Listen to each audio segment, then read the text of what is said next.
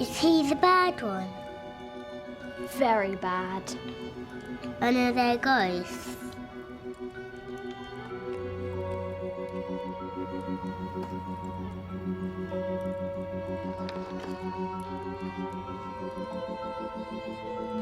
What are the people in the picture? They're in prison. They look sad. Say we're nearly ready.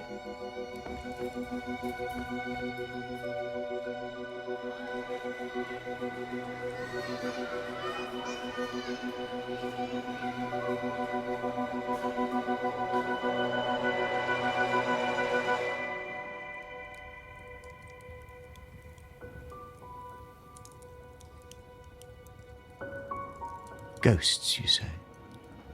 Are you quite certain you won't be too frightened? No, Father. Don't be silly. It's a nice story. It's only Marley who's slightly unpleasant. He's soon gone. Oh, Marley was dead to begin with. There is no doubt whatever about that. Old Marley was dead as a doornail. Did Scrooge know Marley was dead? Of course he did. Scrooge and Marley had been partners for, I don't know how long. He was his sole executor, his sole mourner. And even Scrooge was not so desperately cut up about the sad event.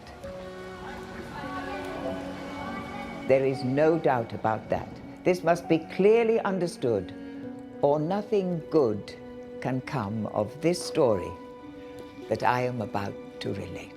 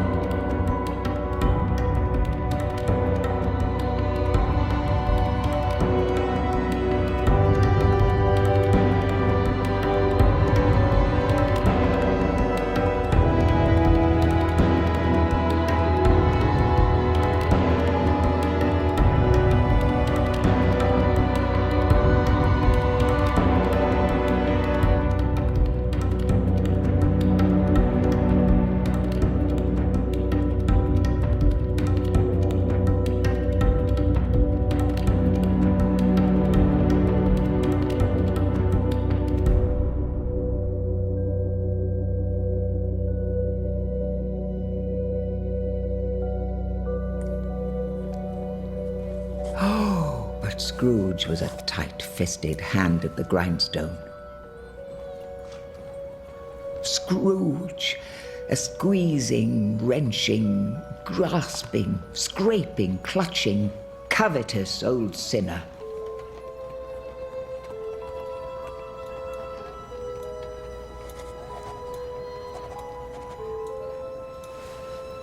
Hard and sharp as flint, from which no steel had ever struck out generous fire.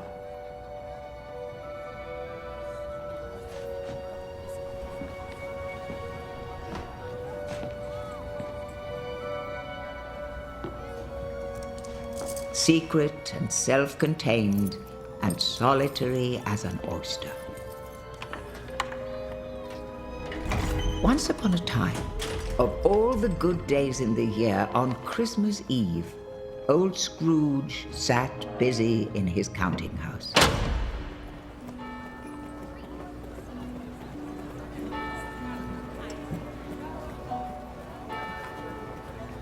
It was cold, bleak, biting weather.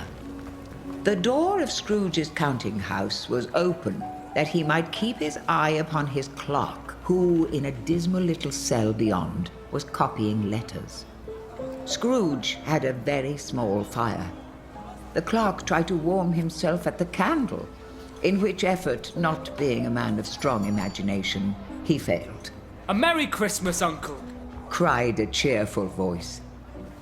God save you! It was the voice of his nephew, Fred, who came upon him so quickly that this was the first intimation he had of his approach. Bah, humbug. Christmas a humbug, Uncle? You don't mean that, I'm sure. I do. What right have you to be merry? You're poor enough.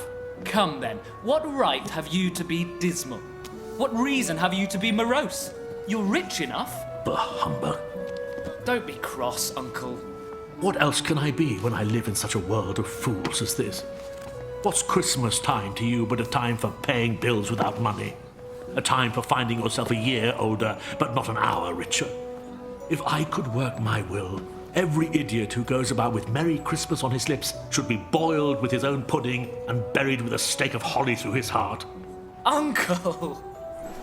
I have always thought of Christmas time as a good time. A kind, forgiving, charitable, pleasant time.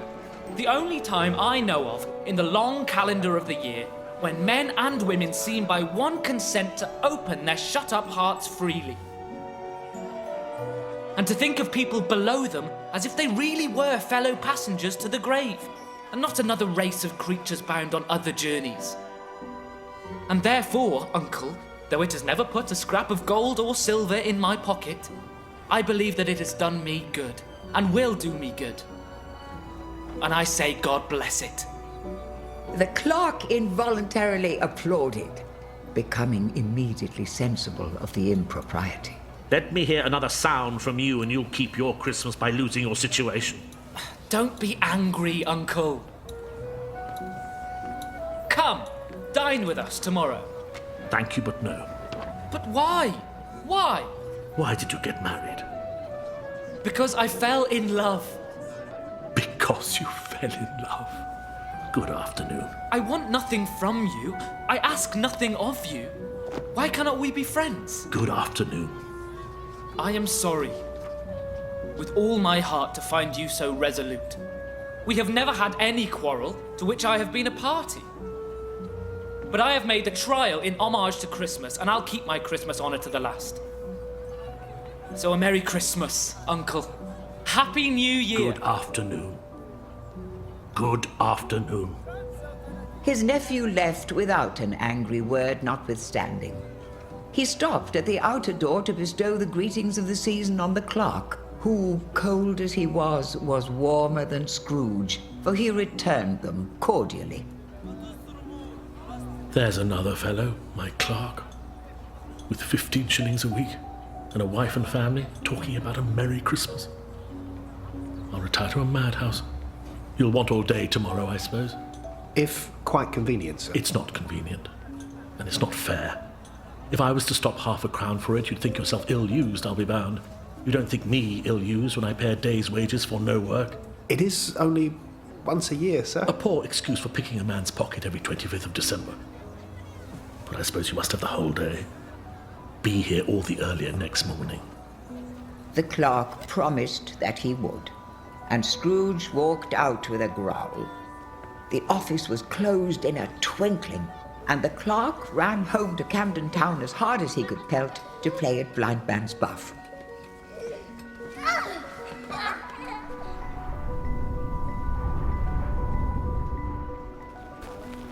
As Scrooge left his counting house, he was approached by two gentlemen who had been on their way to visit him. Scrooge and Marley's, I believe. Have I the pleasure of addressing Mr. Scrooge or Mr. Marley? Mr. Marley has been dead these 7 years. He died 7 years ago, this very night.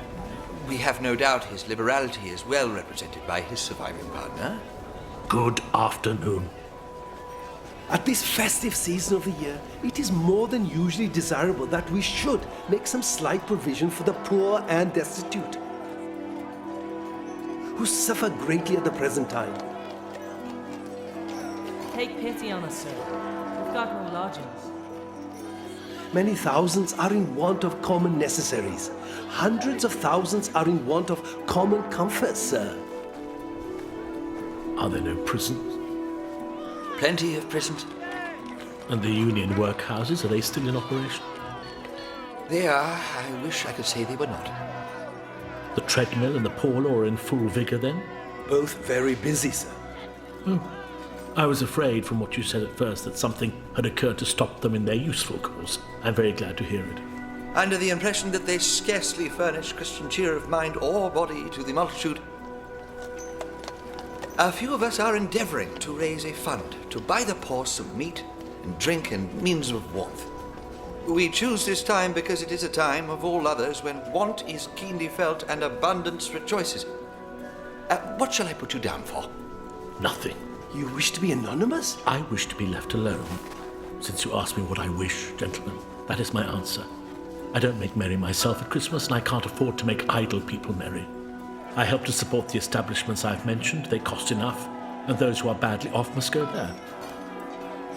Many can't go there, and many would rather die. Your missus goes that way, you that way. No argument, mind. If they would rather die, they'd better do it and decrease the surplus population. Besides, it's not my business. It's enough for a man to understand his own business and not to interfere with other people's. Mine occupies me constantly. Good afternoon, gentlemen.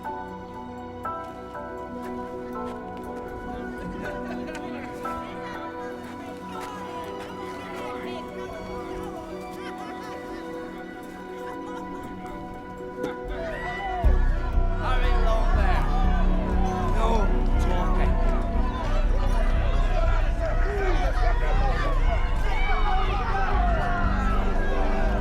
Eyes to the front.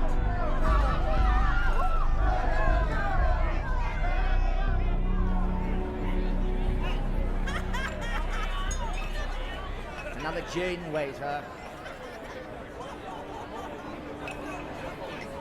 Finish with the paper. Scrooge took his melancholy dinner in his usual melancholy tavern, and having read all the newspapers, went home to bed.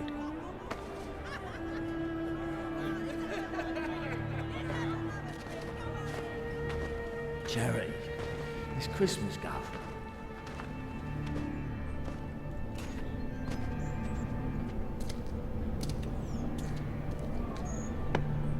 Let any man explain to me, if he can, how it happened that Scrooge, having his key in the lock of the door, saw in the knocker Marley's face. Marley's face. It had a dismal light about it, like a bad lobster in a dark cellar. That and its livid color made it horrible. As Scrooge looked fixedly at this phenomenon, it was a knocker again.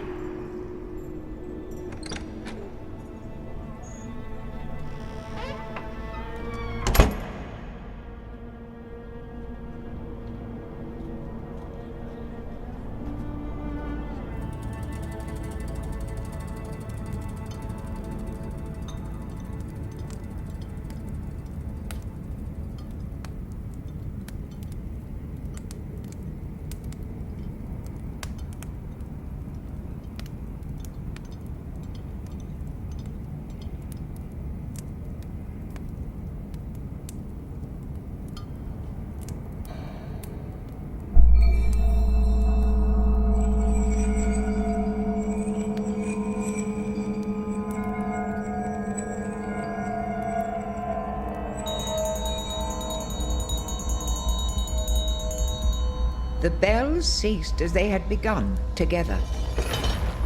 They were succeeded by a clanking noise from the attic, as if some person were dragging a heavy chain over the beams. Then he heard the noise much louder, coming straight towards his door.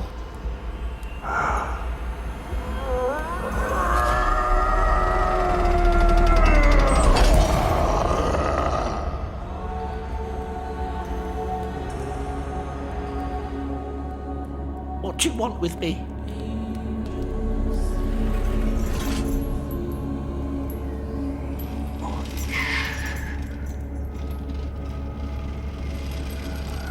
In life, I was your partner, Jacob Marley. You don't believe in me. Why do you doubt your senses? Because a little thing affects them. A slight disorder of the stomach makes them cheats. You might be an undigested bit of beef, a crumb of cheese, a fragment of underdone potato. There's more of gravy than of grave about you.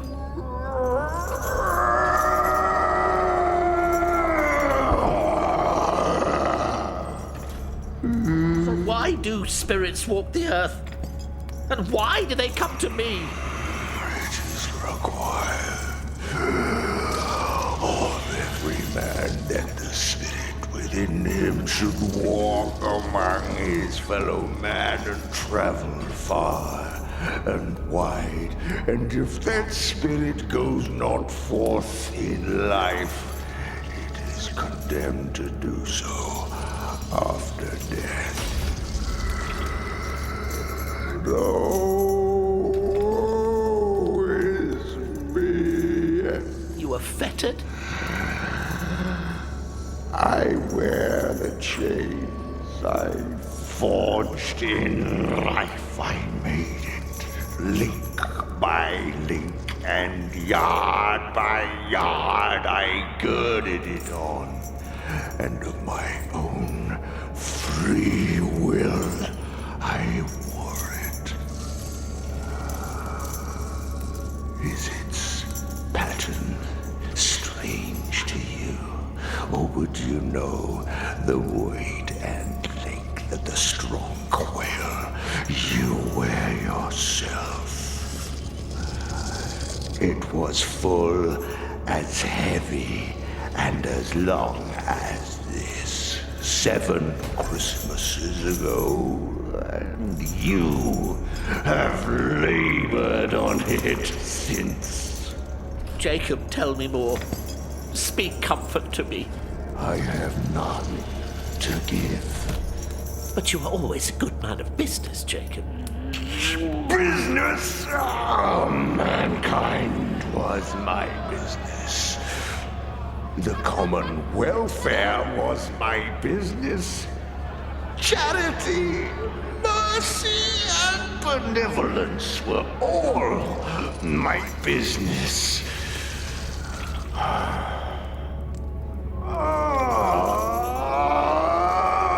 At this time of year, I suffer most. She's a right one. Right for the picking. Why did I walk through crowds of fellow beings with my eyes turned down and never raise them to that blessed star which led the wise men to a poor abode? Hear me! My time is nearly gone. I am here tonight to warn you that you have yet a hope of escaping my fate. You were always a good friend to me, thank you. You will be haunted by 3 spirits.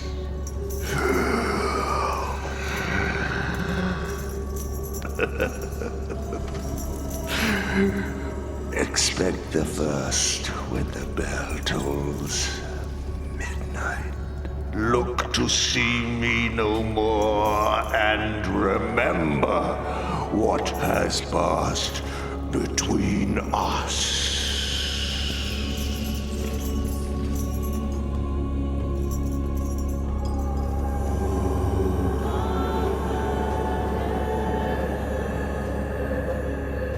The air was filled with phantoms, wandering hither and thither in restless haste, and moaning as they went.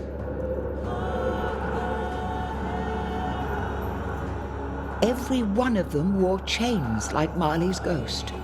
Some few, they might be guilty governments, were linked together. None were free.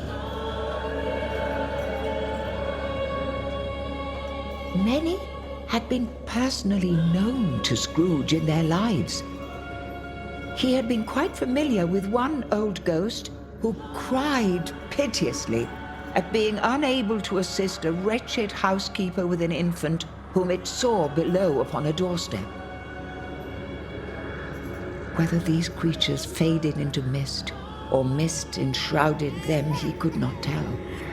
But they and their spirit voices faded together, and the night became as it had been.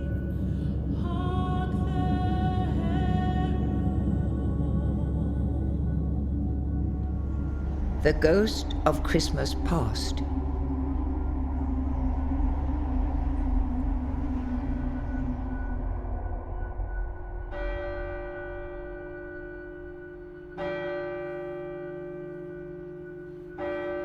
When Scrooge awoke, the neighboring church struck the 4 quarters, so he listened for the hour.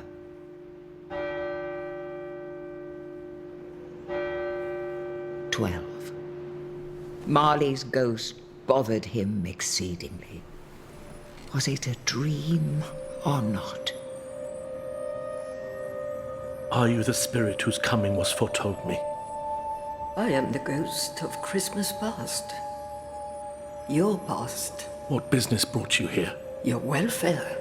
Scrooge expressed himself much obliged, but could not help thinking that a night of unbroken rest would have been more conducive to that end. The spirit must have heard him thinking. Your reclamation, then. Take heed. It put out its strong hand as it spoke and clasped him gently by the arm. It would have been in vain for Scrooge to plead that the bed was warm and the thermometer a long way below freezing, and that he was clad but lightly in his slippers, dressing gown, and nightcap, and that he had a cold upon him at that time. The grasp, though gentle, was not to be resisted. He rose, and somehow knew that the spirit would take him into the air. I am mortal and liable to fall. Bear but a touch of my hand there, and you shall be upheld in more than this. As the words were spoken, they passed through the wall and stood upon an open country road with fields on either hand. Happy Christmas, Will, Charlie. Good heaven. I was bred in this place. I was a boy here. He was conscious of 1,000 odors floating in the air, each one connected with 1,000 thoughts and hopes and joys and cares, long, long forgotten. You recollect the way? Remember it, I could walk it blindfold. Strange you have forgotten it for so many years. They walked along the road, Scrooge recognizing every gate and post and tree, until a little market town appeared in the distance. These are but the shadows of the things that have been. The school is not quite deserted. A solitary child, neglected by his friends, is left there still. The spirit touched him on the arm and pointed to his young self, a lonely boy reading by a feeble fire. Scrooge wept to see his poor, forgotten self as he used to be. Why, it's old Tom. It's dear old, honest Tom. Yes, I know. One Christmas time when yonder solitary child was left here, all alone, he did come to cheer me. Poor boy. Scrooge thought he was dreaming, but he wasn't. Then, with a rapidity of transition very foreign to his usual character, he said, in pity for his former self, "Poor boy," and cried again. I wish... But it's too late now. What is the matter? Nothing. There was a boy singing a Christmas carol last night. I should like to have given him something, that's all. Let us see another Christmas.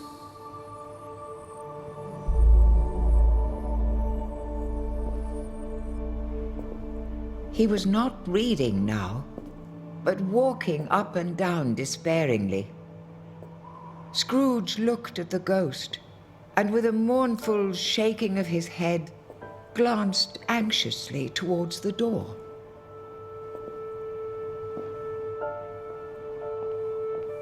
Oh, dear, dear brother. I have come to bring you home, dear brother. To bring you home, home, home. Home, little fan? Yes. Home for good and all. Home for ever and ever. Father is so much kinder than he used to be. He spoke so gently to me one night when I was going to bed that I was not afraid to ask him once more if you might come home. And he said yes, you should, and sent me in a coach to bring you. And you are never to come back here. But first, we're to be together all Christmas long and have the merriest time in all the world. You are quite a housekeeper, little fan. You must come with me now.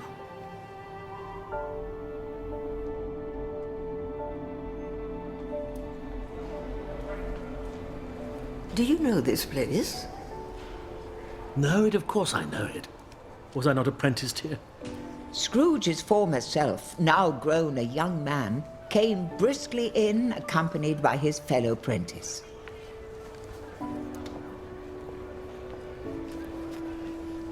Dick Wilkins, to be sure. Bless me, yes, there he is. He was very much attached to me, was Dick. Poor Dick. Why, it's old Fezziwig. Bless his heart, it's Fezziwig, alive again. Old Fezziwig laid down his pen and looked at his watch.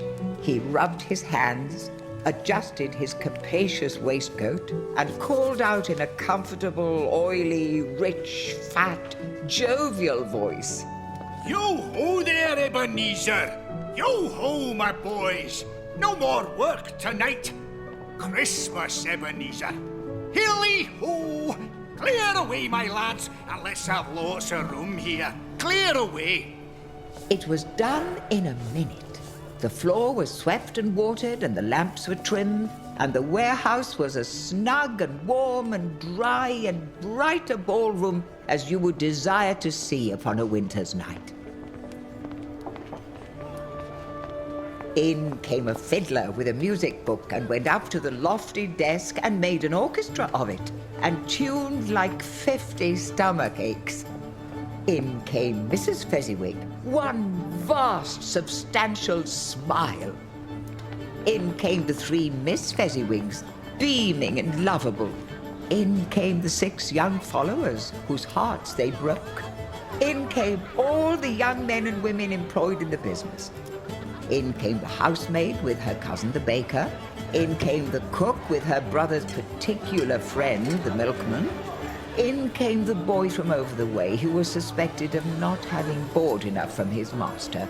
In they all came, anyhow and everyhow. There were dances, and more dances, and there were forfeits, and more dances, and there was cake, and there was negus, and there was a great piece of cold roast, and there was a great piece of cold boiled, and there were mince pies, and plenty of beer.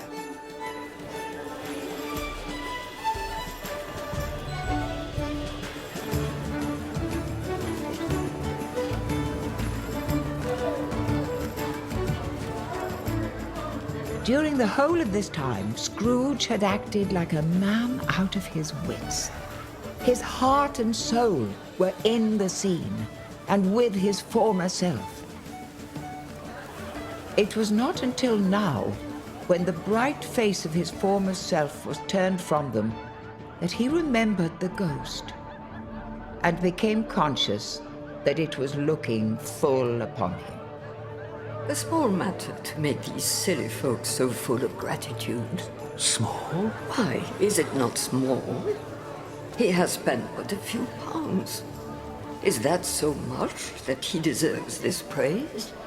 Scrooge, heated by the remark, and speaking unconsciously like his former, not his latter self, said, "It isn't that, Spirit. He has the power to render us happy or unhappy, to make our service light or burdensome, a pleasure or a toil. The happiness he gives is quite as great as if it cost a fortune." He felt the spirit's glance and stopped. What is the matter? Nothing in particular. Something, I think. I should like to be able to say a word or two to my clerk just now, that's all.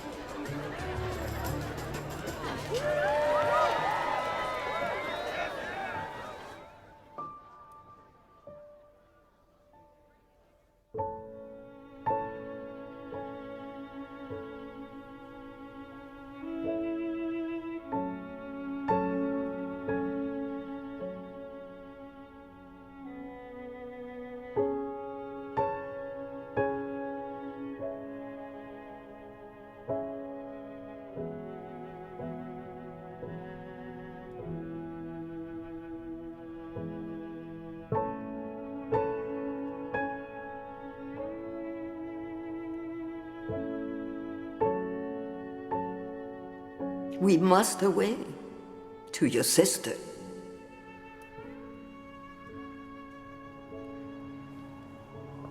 Always a delicate creature, whom a breath might have withered. But she had a large heart. So she had. You're right. I'll not deny it for a second. God forbid. She died a woman, and had, I think, children. One child. True, your nephew.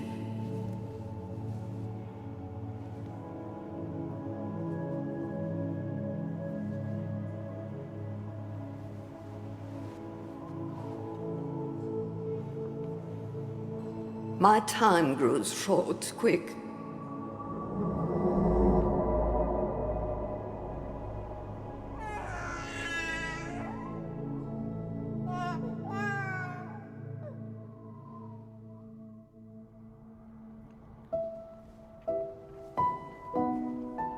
He was older now.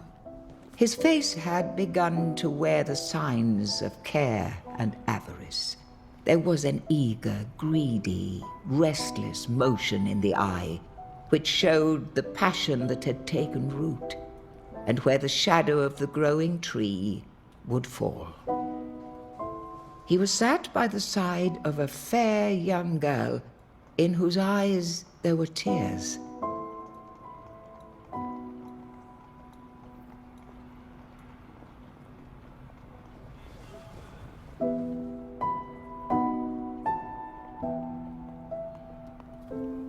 It matters little. To you, very little. Another idol has displaced me, and if it can cheer and comfort you in time to come, as I would have tried to do, I have no just cause to grieve. What idol has displaced you? A golden one. This is the even-handed dealing of the world.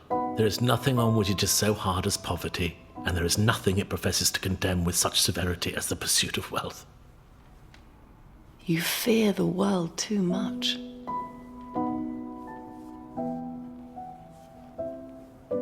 All your other hopes have merged into the hope of wealth. I've seen your nobler aspirations fall off one by one until the master passion, gain, engrosses you, have I not? What then?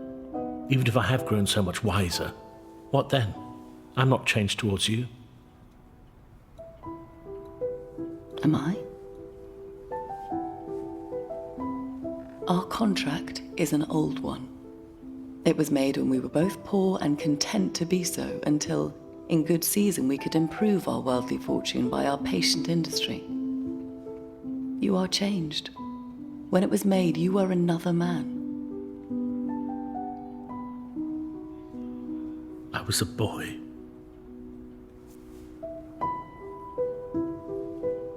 Your own feeling tells you that you were not then what you are now. That which promised happiness when we were one in heart is fraught with misery now that we are two. It is enough that I've thought of it and can release you. Have I ever sought release? In words? No, never. In what then? In everything that made my love of any worth or value in your sight. If this had never been between us, tell me, would you seek me out and try to win me now? He seemed to yield to the justice of this supposition in spite of himself. But he said with a struggle, You think not? I would gladly think otherwise if I could.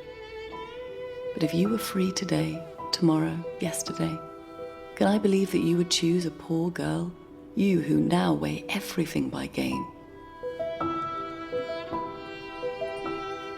If for a moment you were false enough to your one guiding principle, I know that your repentance and regret would surely follow. He was about to speak, but with her head turned from him, she walked away. He did not follow.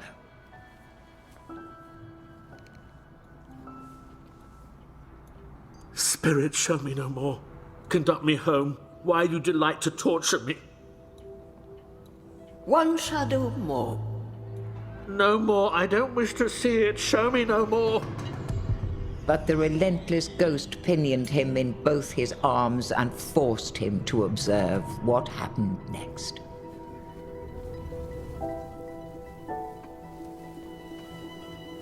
They were now years hence. A room, not very large or handsome, but full of comfort.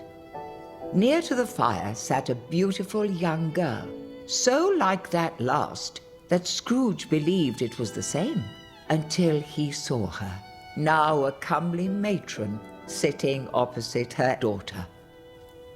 And now Scrooge looked on more attentively than ever, when the master of the house, having his eldest daughter leaning fondly on him, sat down with her and her mother at his own fireside. And when he thought that such another creature, quite as graceful and as full of promise, might have called him father and been a springtime in the haggard winter of his life, his sight grew very dim indeed.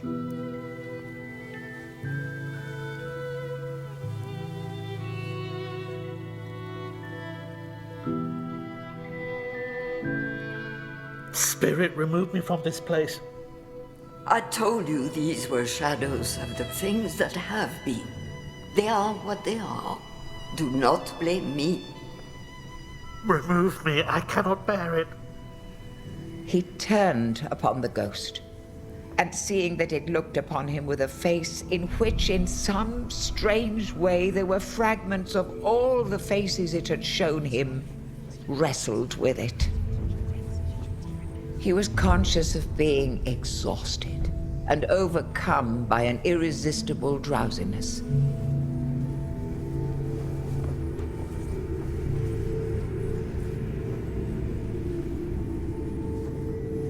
And further, of being in his own bedroom.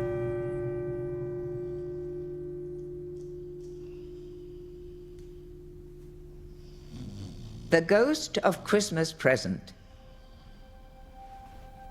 He woke in the middle of a prodigiously tough snore and sat up in bed to get his thoughts together.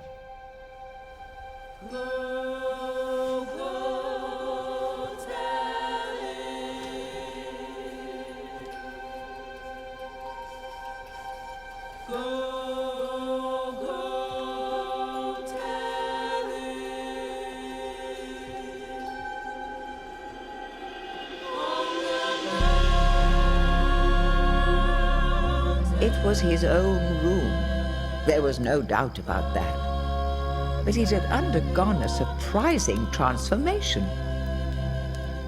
A mighty blaze went roaring up the chimney as that dull petrification of a hearth had never known in Scrooge's time or Marley's or for many and many a winter season gone. A jolly giant, glorious to see, who bore a glowing torch in shape not unlike Plenty's horn, and held it up, high up, to shed its light on Scrooge as he came peeping round the door. Come in and know me better, man. Scrooge entered timidly and hung his head before this spirit. He was not the dogged Scrooge he had been, and though the spirit's eyes were clear and kind, he did not like to meet them. I am the ghost of Christmas present. Look upon me. Scrooge reverently did so.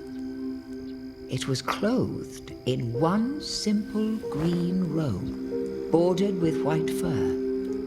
This garment hung loosely on the figure. Its feet, observable beneath the ample folds of the garment, were bare, and on its head it wore no other covering than a holly wreath. Girded round its middle was an antique scabbard, but no sword was in it, and the ancient sheath was eaten up with rust. You've never seen the like of me before. Never, sir. I've never walked forth with the younger members of my family. I'm afraid I have not. Have you had many brothers, Spirit? More than 1,800. Spirit, conduct me where you will. I went forth last night on compulsion, and I learnt a lesson which is working now. Tonight, if you have aught to teach me, let me profit by it. Touch my robe.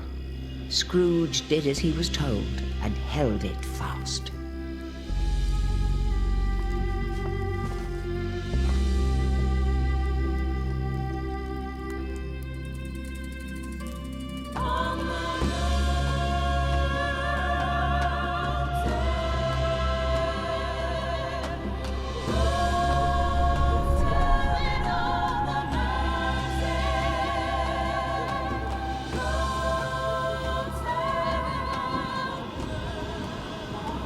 Go to sleep, or he won't come. Will we leave a carrot? Thank you, Your Majesty. Besides, we'll still be serving it at Easter. They stood in the city streets on Christmas morning. There was nothing very cheerful in the climate or the town, and yet there was an air of cheerfulness abroad that the clearest summer air and brightest summer sun might have endeavored to diffuse in vain. Fresh oysters! Fresh oysters! The people were by this time pouring forth. The grocers, oh, the grocers! The blended scents of tea and coffee were so grateful to the nose. The sticks of cinnamon so long and straight, the candied fruits so caked and spotted with molten sugar. The customers were all so hurried and so eager in the hopeful promise of the day that they tumbled up against each other at the door, clashing their wicker baskets wildly. But soon the steeples called good people all to church, flocking through the streets in their best clothes and with their gayest faces. And at the same time, there emerged from scores of by-streets, lanes, and nameless turnings innumerable people carrying their dinners to the bakers' shops. The sight of these poor revellers appeared to interest the spirit very much, for he stood with Scrooge beside him in the baker's doorway and sprinkled incense on their dinners from his torch. Mrs. Johnson's got beef. She must have been at the old man's wages before he got to the pub. Is there a peculiar flavour in what you sprinkle from your torch? There is. My own. Would it apply to any kind of dinner on this day? To any kind of giving. To a poor one most. Why to a poor one most? Because it needs it most. Spirit, I wonder you, of all the beings in the many worlds about us, should desire to cramp these people's opportunities of innocent enjoyment. Aye. You would deprive those that have no hearths of their own the means of cooking every seventh day, often the only day on which they can be said to dine at all, wouldn't you? Aye. You seek to close these bakeries on the Sabbath. It comes to the same thing. I see. Forgive me if I'm wrong. It has been done in your name, or at least in that of your family. There are some upon this earth of yours who lay claim to know us, and who do their deeds of passion, pride, ill will, hatred, envy, bigotry, and selfishness in our name, who are as strange to us and all our kith and kin as if they had never lived. Remember that, and charge their doings on themselves, not us.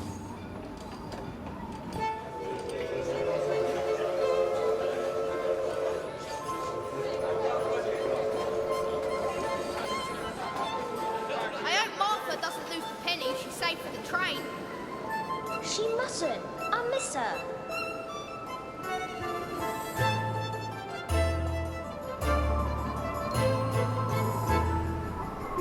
Let's wish she's not too tired from making all those acts.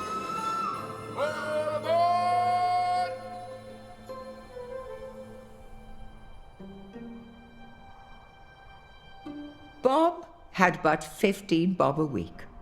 He pocketed on Saturdays but 15 copies of his Christian name. And yet, the ghost of Christmas present blessed his four-roomed house. Up rose Mrs. Cratchit, dressed out but poorly in a twice-turned gown, but brave in ribbons. What has ever got your precious father, then, and your brother Tiny Tim? And Martha weren't as late last Christmas by half an hour. Here's Martha, Mother. Hello, Martha. Hello, Martha. Why, bless your heart alive, my dear, how late you are. We'd a deal of work to finish up last night. And had to clear away this morning, Mother. Don't wake me in the morning. I hope to lay abed tomorrow, as it is a holiday. Well, never mind. Sit down before the fire, Lord bless ye. No, there's Father coming. Hide, Martha, hide. So Martha hid herself, and in came Bob, his threadbare clothes darned up and brushed to look seasonable, and Tiny Tim upon his shoulder. Alas for Tiny Tim. He bore a little crutch, and had his limbs supported by an iron frame. Where was our Martha? Not coming. Not coming? Not coming upon Christmas Day? Martha didn't like to see him disappointed, if it were only in joke, so she ran into his arms. Happy Christmas, Father. The two young Cratchits hustled Tiny Tim and bore him off into the wash-house, You come with us, Tim. that he might hear the pudding singing in the copper. And how did little Tim behave? Oh, as good as gold. As good as gold and better. But somehow he gets thoughtful, sitting by himself so much, and thinks the strangest things. He told me, coming home, that he hoped the people saw him in the church because he was a cripple, and it might be pleasant to them to remember upon Christmas Day who made lame beggars walk and blind men see. Bob's voice was tremulous when he told them this, and trembled uncertainly when he said that Tiny Tim was growing strong and hearty. His active little crutch was heard upon the floor, and back came Tiny Tim, escorted by his brother and sister, to his stool before the fire. Master Peter and the two ubiquitous young Cratchits went to fetch the goose, with which they soon returned in high procession. Such a bustle ensued that you might have thought a goose the rarest of all birds, a feathered phenomenon. And in truth, it was something very like it in that house. I don't believe there was ever such a goose cooked, my dear. Wonderful. Its tenderness and flavor, size and cheapness were the themes of universal admiration. Eked out by applesauce and mashed potatoes, it was a sufficient dinner for the whole family. Indeed, as Mrs. Cratchit said with great delight, surveying one small atom of a bone upon the dish, they hadn't ate it all at last. But now, the plates being changed, Mrs. Cratchit left the room alone, too nervous to bear witnesses, to take the pudding up and bring it in. A great deal of steam. The pudding was out of the copper. A smell like a washing day. That was the cloth. A smell like an eating house and a pastry cook's next door to each other, with a laundry next door to that. Mrs. Cratchit entered, flushed but smiling proudly, with the pudding like a speckled cannonball. Everybody had something to say about it, but nobody said or thought it was a small pudding for a large family. Any Cratchit would have blushed to hint at such a thing. Then all the Cratchit family drew round the hearth. A Merry Christmas to us all, my dears. God bless us. God bless us, everyone, said Tiny Tim, the last of all. He sat very close to his father's side upon his little stool. Bob held his withered little hand in his, as if he loved the child and wished to keep him by his side, and dreaded that he might be taken from him. Spirit, tell me if Tiny Tim will live. I see a vacant seat. And a crutch without an owner, carefully preserved.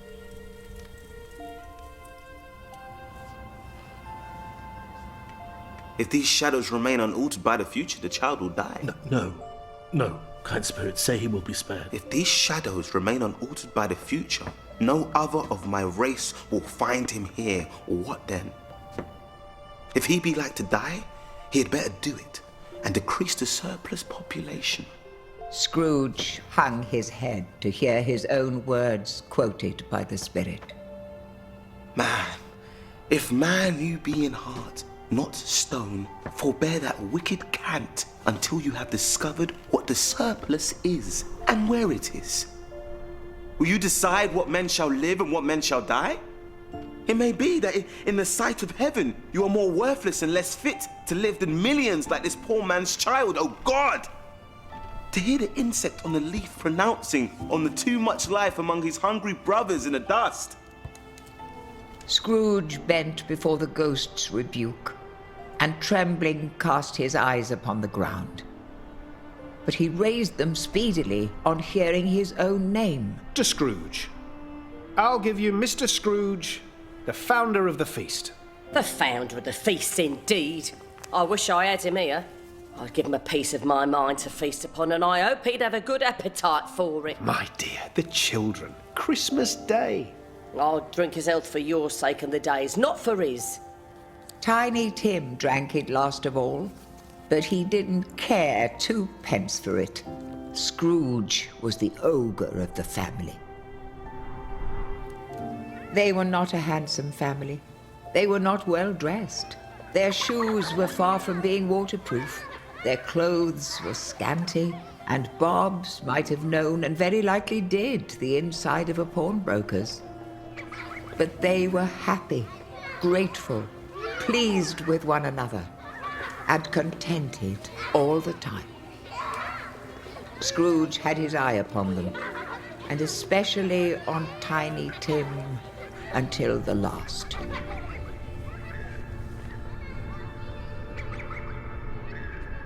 It was a long night, if it were only a night. Not to see. To see.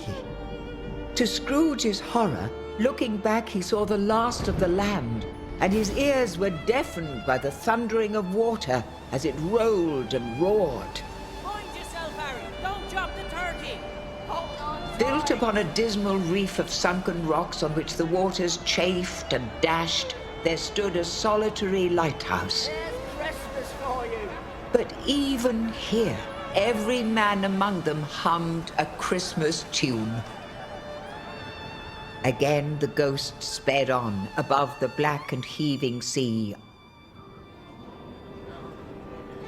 until a light shone from the window of a house, and swiftly they advanced towards it. It was a great surprise to Scrooge to hear a hearty laugh. It was a much greater surprise to Scrooge to recognize it as his own nephew's, and to find himself in a bright, dry, gleaming room. Clara, my dear, what a lovely lunch.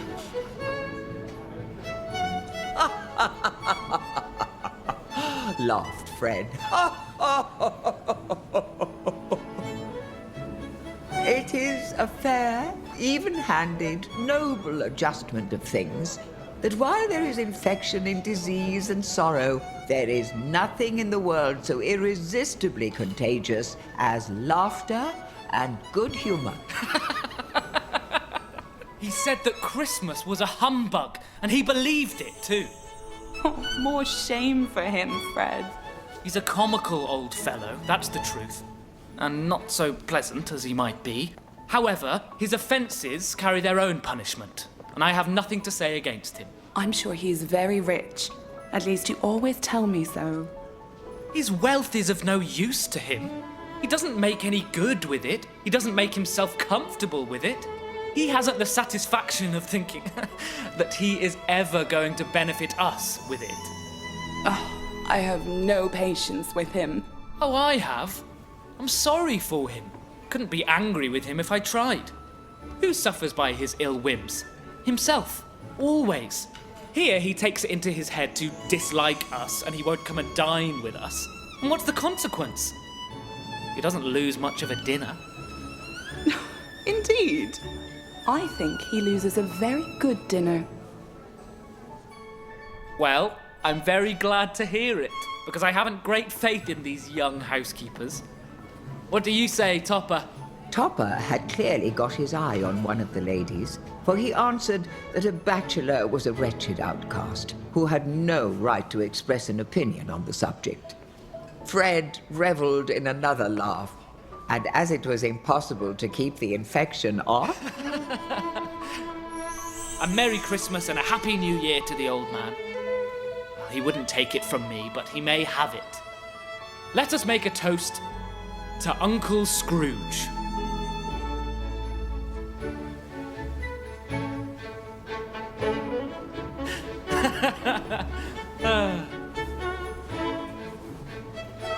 Who's for Blind Man's Buff? Here's a new game. 1/2 hour, Spirit, only one. Uncle Scrooge had imperceptibly become so gay and light of heart that he would have pledged the unconscious company in return and thanked them in an inaudible speech if the ghost had given him time. But the whole scene passed off in the breath of the last word.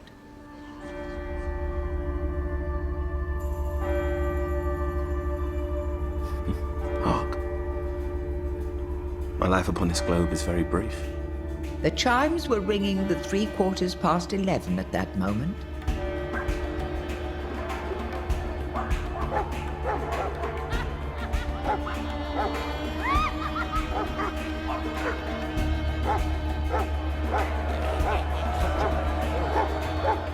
Please, leave me alone. Give it here. What do you do? You want a good time? You're hurting me. Come here, my darling.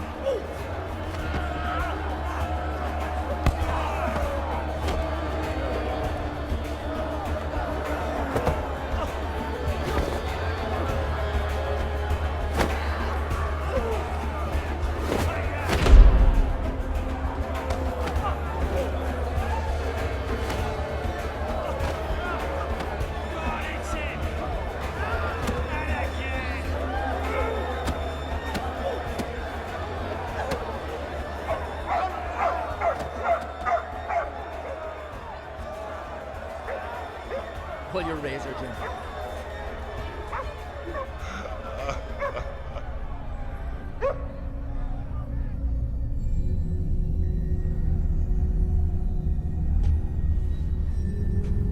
Forgive me if I'm not justified in what I ask, but I see something strange and not belonging to yourself protruding from your skirts. Is it a foot or a claw? It might be a claw for the flesh there is upon it. Look here. From the foldings of its robe, it brought 2 children.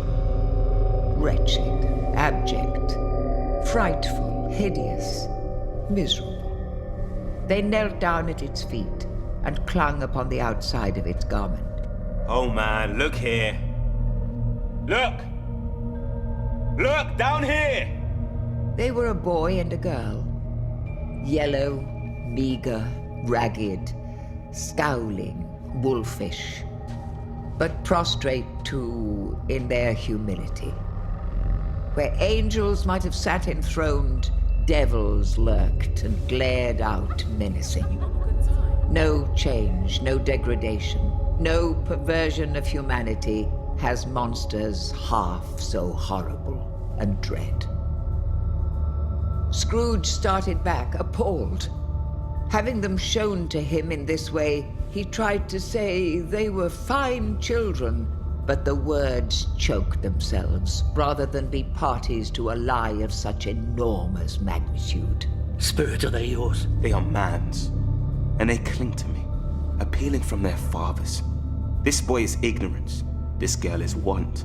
Beware them both, and all of their degree, but most of all, beware this boy.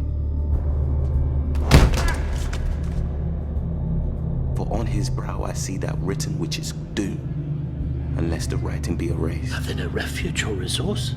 Are there no workhouses? Are there no prisons?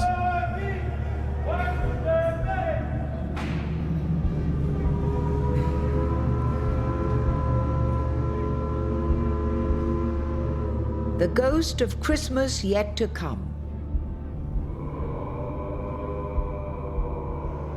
Scrooge looked about him for the ghost and saw it not. As the last stroke ceased to vibrate, he remembered the prediction of old Jacob Marley, and lifting up his eyes, beheld a solemn phantom, draped and hooded, coming like a mist along the ground towards him. The phantom slowly, gravely, silently approached. When it came, Scrooge bent down upon his knee. It was shrouded in a deep black garment which concealed its head, its face, its form, and left nothing of it visible save one outstretched hand. I am in the presence of the ghost of Christmas yet to come. The spirit answered not, but pointed downward with its hand. You are about to show me shadows of the things that have not happened but will happen in the time before us. Is that so, Spirit? Although well used to ghostly company by this time, Scrooge feared the silent shape so much that his legs trembled beneath him, and he found that he could hardly stand when he prepared to follow it. I fear you more than any spectre I have seen.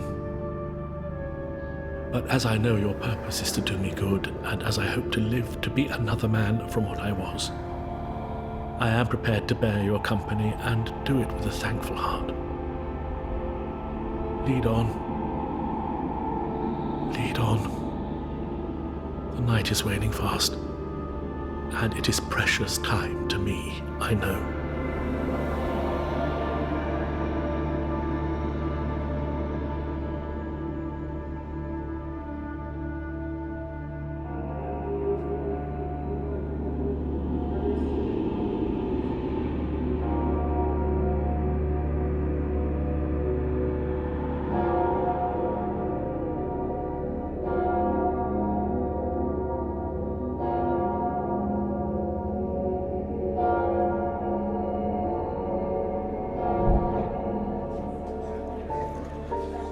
They scarcely seemed to enter the city, but there they were, in the heart of it, amongst the merchants, who hurried up and down and chinked the money in their pockets and conversed in groups, as Scrooge had seen them often.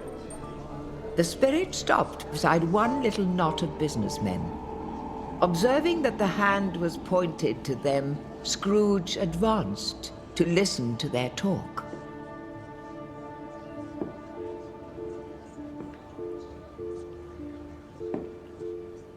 I don't know much about it either way. I only know he's dead. When did he die? Oh, last night, I believe. Why, what was the matter with him? I thought he'd never die. God knows.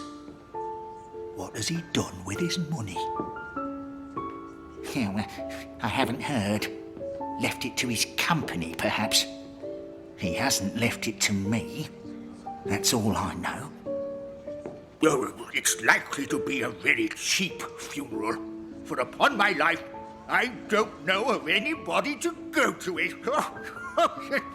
Suppose we make up a party and volunteer. I don't mind going if a lunch is provided. But I must be fed.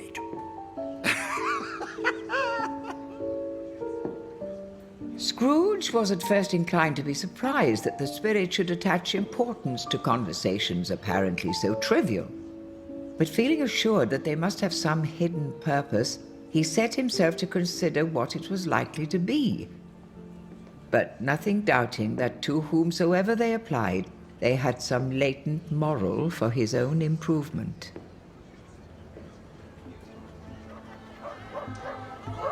They left the busy scene and went into an obscure part of the town where Scrooge had never penetrated before.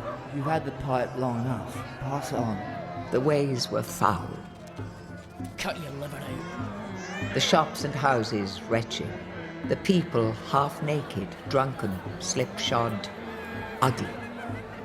Alleys and archways, like so many cesspools, disgorged their offences of smell and dirt and life upon the straggling streets. We don't talk to you lot. The whole quarter reeked with crime, with filth and misery. Far in this den of infamous resort, there was a low-browed beetling shop below a penthouse roof, where iron, old rags, bottles, bones, and greasy offal were bought. Sitting in among the wares he dealt in, by a stove, was a grey-haired rascal, nearly 70 years of age. Scrooge and the Phantom came into the presence of this man just as a housekeeper with a heavy bundle slunk into the shop. Every person has a right to take care of themselves. He always did. Who's the worst for the loss of a few things like these? If he wanted to keep 'em after he was dead, a wicked old screw, why wasn't it natural in his lifetime? If it had been, he'd have had somebody to look after him when he was struck with death, instead of lying gasping out his last alone by himself. It's the truest ever word ever spoke. It's a judgment on him. Open the bundle, old Joe, and let me know the value of it. Oh, what do you call these bed curtains? Bed curtains. You don't mean to say you took him down, rings and all, with him lying there? Yes, I do. Why not? You were born to make a fortune, and you'll certainly do it. You may look through that shirt till your eyes ache, but you won't find a hole in it nor a threadbare place. It's the best he had, and a fine one too. They'd have wasted it if it hadn't been for me. What do you mean, wasting of it? Putting it on him to be buried in, to be sure. Somebody was fool enough to do it, but I took it off again. Oh, yes, this is the end of it, you see. He frightened everyone away from him when he was alive to profit us when he was dead. If there is any person in the town who feels emotion caused by this man's death, show that person to me, Spirit. I beseech you.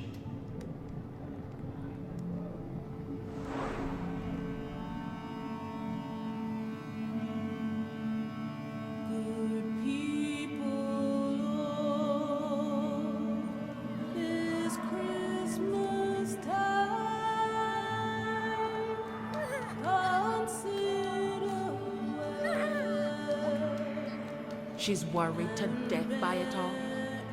But they have to borrow for the kiddies. The phantom spread its dark robe before him for a moment like a wing, and withdrawing it, revealed a room by daylight where a mother and her children were.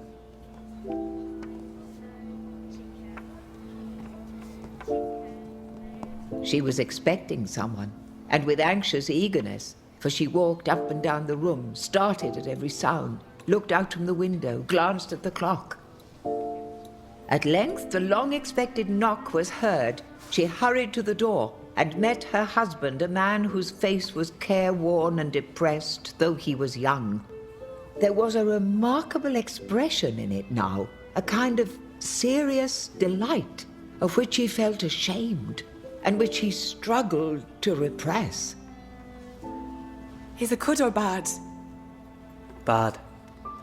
Oh, we are quite ruined. No. There is hope yet, Caroline. If he relents, there is. Nothing is past hope. Such a miracle has happened. He is past relenting. He is dead. She was a mild and patient creature, if her face spoke truth. But she was thankful in her soul to hear it, and she said so with clasped hands. She prayed forgiveness the next moment, and was sorry. To whom shall our debt be transferred? I don't know. But before that time, we shall be ready with the money. And even though we were not, it would be bad fortune indeed to find so merciless a creditor and his successor. We shall sleep tonight with light hearts, Caroline.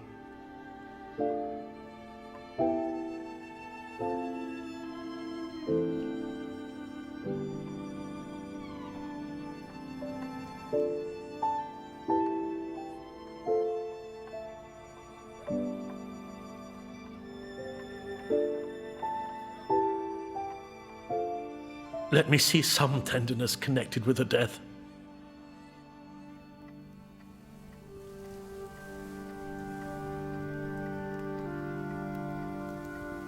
They entered poor Bob Cratchit's house and found the mother and the children seated round the fire. Quiet, very quiet. The noisy little Cratchits were as still as statues in one corner.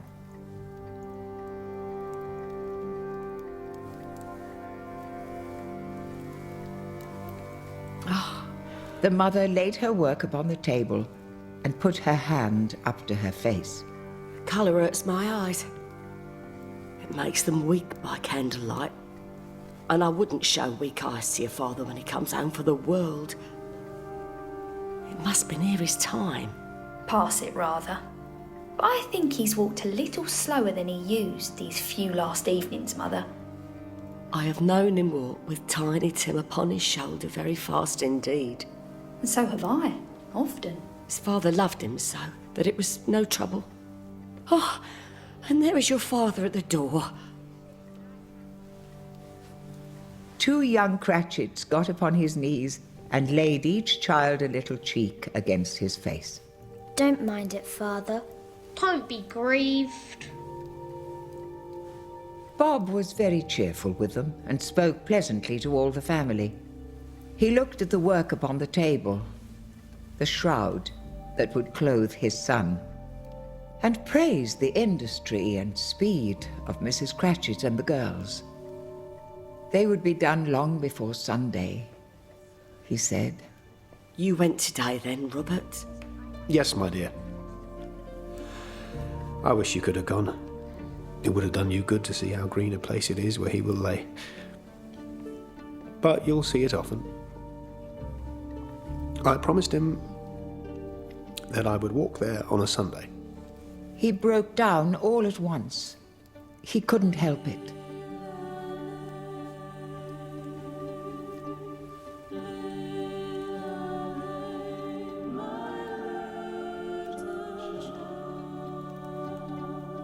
He left the room and went upstairs to the room above, which was lighted cheerfully and hung with Christmas.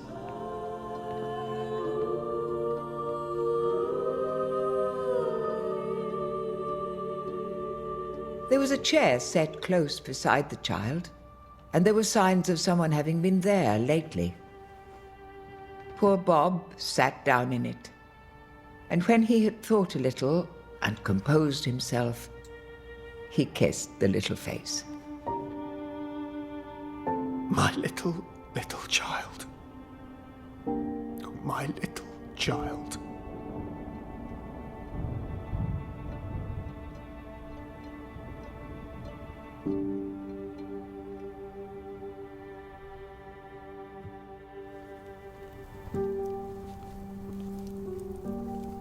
They drew about the fire and talked, the girls and mother working still. Bob told them of the extraordinary kindness of Mr. Fred, whom he had scarcely seen but once, and who, meeting him in the street that day, and seeing that he looked a little subdued, asked after him. Just a little down, you know. On which, for he is the pleasantest spoken gentleman you ever heard. What has happened to distress you? I told him. I am heartily sorry for it, Mr. Cratchit, and heartily sorry for your good wife. If I can be of service to you in any way, he said, giving me his card, that's where I live. Pray come to me.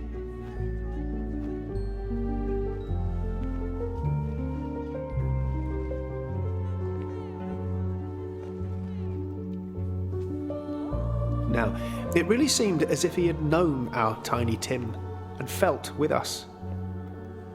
I shouldn't be at all surprised, mark what I say, if he got Peter a better situation. Oh, only hear that, Peter. But however and whenever we part from one another, I am sure we shall none of us forget poor Tiny Tim, shall we? Or this first parting that there was among us. Father. And I know, my dears, that when we recollect how patient and how mild he was, although he was a little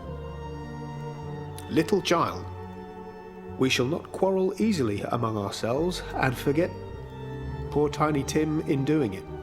No, never, Father. I am very happy. I am very happy.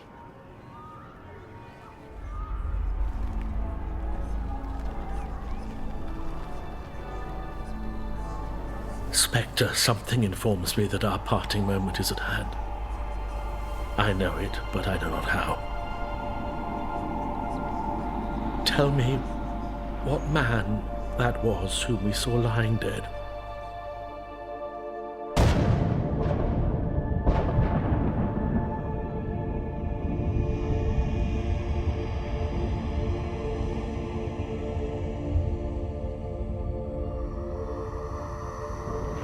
The spirit stood among the graves and pointed down to one.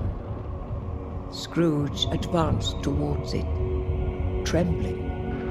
Before I draw nearer to that stone to which you point, answer me one question.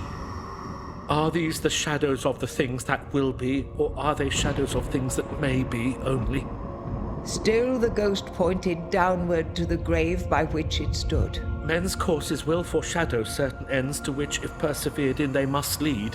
But if the courses be departed from, the ends will change.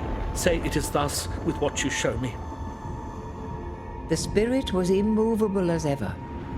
Scrooge crept towards it, trembling as he went. Am I that man who lay upon the bed? Following the finger, read upon the stone of the neglected grave his own name. Ebenezer Scrooge.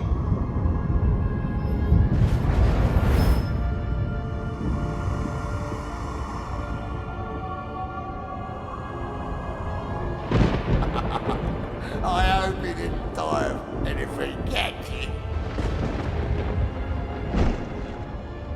We are quite ruined. The finger pointed from the grave to him and back again. No, Spirit, no. No. Spirit, hear me. I am not the man I was. Why show me this if I am past all hope?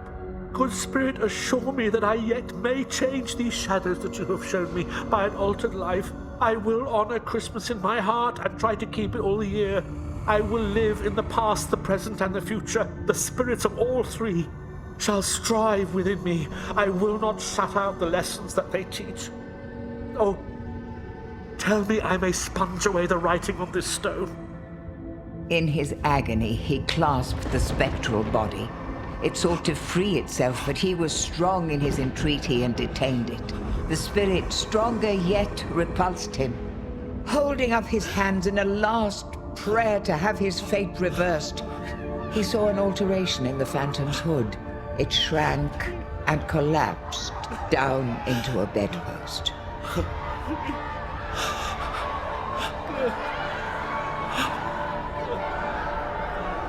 Live in the past, the present, and the future. The spirits of all three shall strive within me. I will not shut out the lessons that they teach. Oh, Jacob Marley, heaven and the Christmas time be praised for this. I shall kneel, oh Jacob, on my knees. They are not torn down. They're not torn down. Rings and all, they are here. I am here. The shadows of the things that would have been may be dispelled. They will be. I know they will.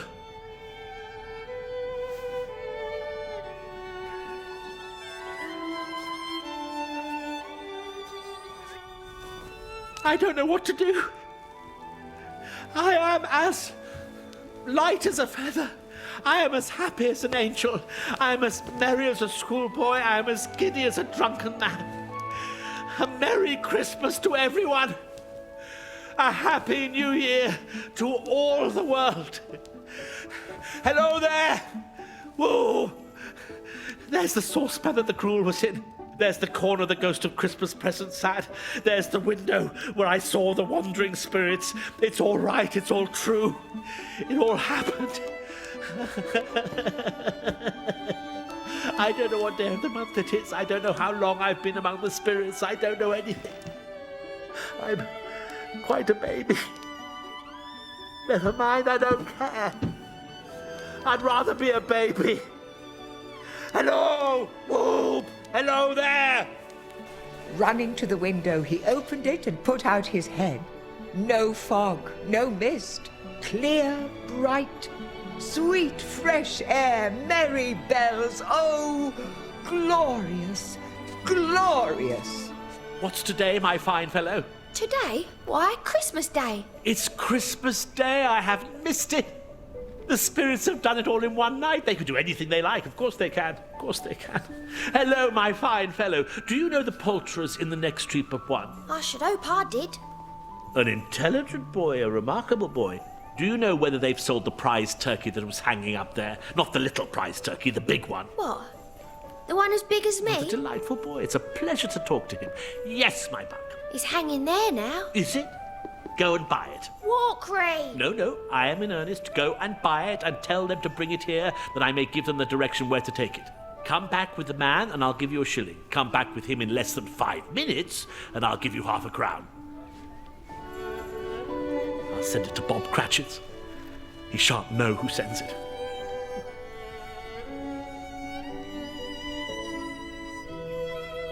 It's twice the size of Tiny Tim.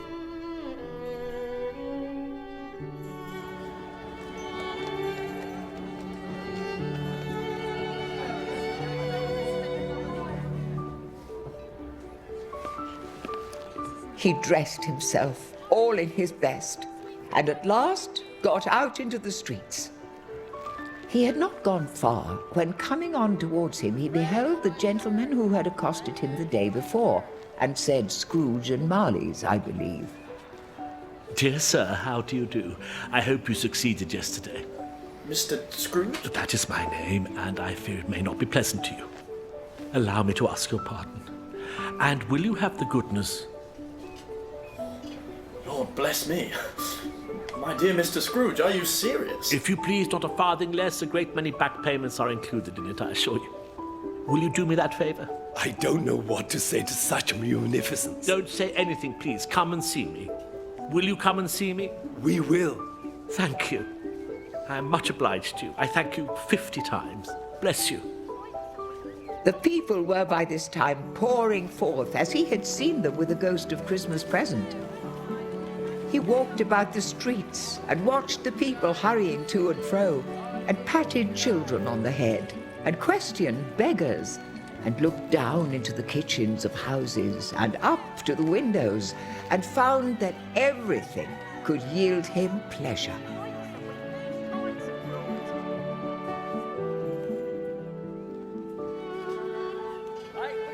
He had never dreamed that any walk, that anything, could give him so much happiness.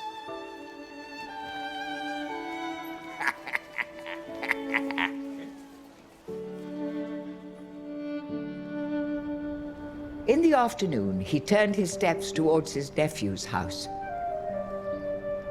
He passed the door a dozen times before he had the courage to go up and knock. But he made a dash and did it.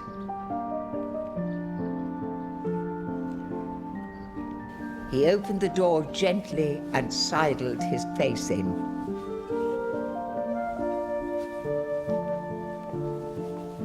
They were looking at the table, which was spread out in great array. For these young housekeepers are always nervous on such points and like to see that everything is right. Why, bless my soul. Who's that? It's I, Uncle Scrooge. I've come to dinner. Will you let me in, Fred? Let him in? It is a mercy he didn't shake his arm off. He was at home in 5 minutes. Nothing could be heartier. Fred's wife looked just the same. So did Topper when he came. So did the plump lady when she came. So did everyone when they came. Wonderful party, wonderful games, wonderful unanimity, wonderful happiness.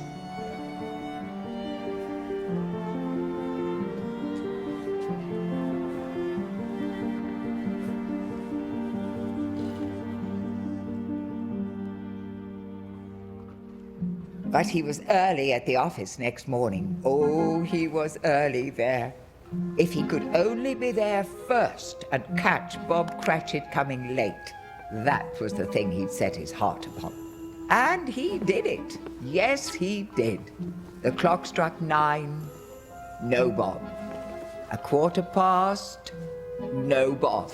He was a full 18 minutes and a half behind his time. Scrooge sat with his door wide open that he might see him enter. His hat was off before he opened the door. His comforter, too.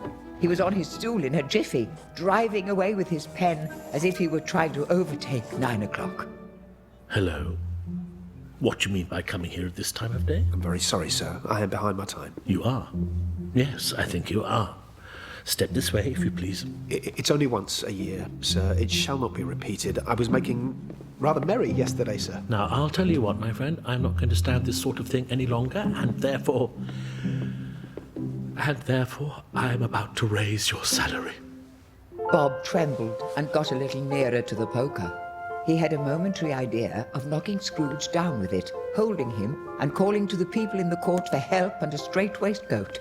A Merry Christmas, Bob. A merrier Christmas, Bob, my good fellow, than I have given you for many a year. I'll raise your salary and endeavour to assist your struggling family, and we will discuss your affairs this very afternoon over a Christmas bowl of smoking bishop, Bob. Make up the fires, buy another coal scuttle before you dot another I, Bob Cratchit.